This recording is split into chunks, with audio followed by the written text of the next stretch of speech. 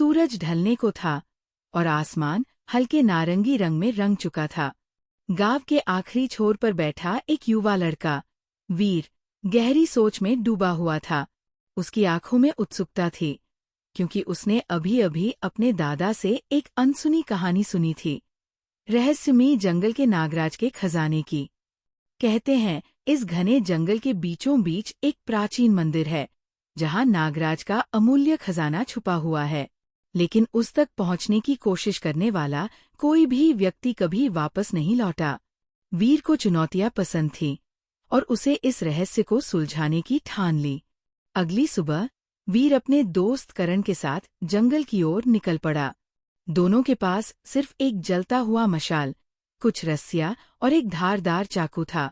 जैसे ही वे जंगल में घुसे, एक अजीब सा सन्नाटा था।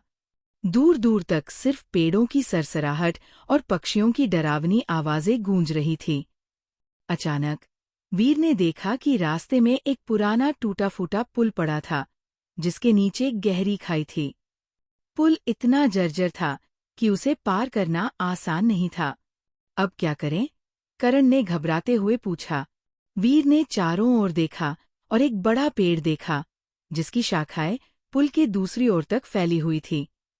उसने अपनी रस्सी से एक मजबूत लता को बांधा और उसे पेड़ की ऊंची शाखा से लटकाकर दूसरी ओर कूदने की योजना बनाई।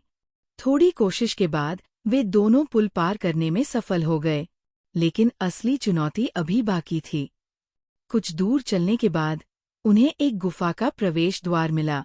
गुफा के चारों ओर पत्थर की विशाल नागों की मूर्तियां बनी हुई थीं, जिनकी आंखें किसी जीवित प्राणी की तरह चमक रही थीं।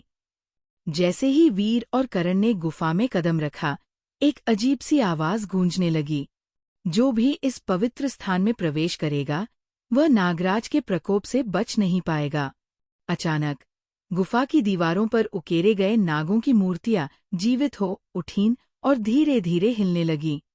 वीर और करण ने अपनी मशालें ऊंची कर लीं, क्योंकि सांपों को आग से डर लगता है।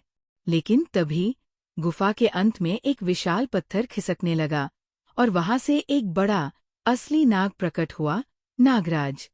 नागराज के विशाल फन और चमकती लाल आंखों ने वीर और करण को थर्रा दिया। लेकिन वीर ने हिम्मत नहीं हारी। उसने धीरे से अपनी जेब से एक सुनहरी अंगूठी निकाली, जो उसके दादा ने दी थी। अगर ये वही अंगूठी है जो नागराज के श्राप को तोड़ सकती है, तो शायद ये हमारी रक्षा कर सके, वीर ने सोचा। जैसे ही वीर ने अंगूठी को नागराज की ओर बढ़ाया, गुफा में एक जोरदार बिजली कौंधी और नागराज अचानक शांत हो गया। उसकी लाल आंखों में अब क्रोध की जगह शांति थी। तुम इस खजाने के सच्चे उत्तराधिकारी हो, नागराज की आवाज गूंजी। गुफा की दीवारें हिलने लगीं और सामने एक सोने और बहुमूल्य रत्नों से भरा हुआ खजाना प्रकट हुआ। वीर और करण ने जितना संभव हो उतना खजाना अपने साथ लिया और सुरक्षित गांव लौट आए। वहां पहुंचकर उन्होंने गांव वालों को ये बताया कि अब जंगल में जाने का कोई खतरा नहीं रहा। उस खजाने से गांव के लोग अमीर हो गए और वीर को नायक का दर्जा दिया गया।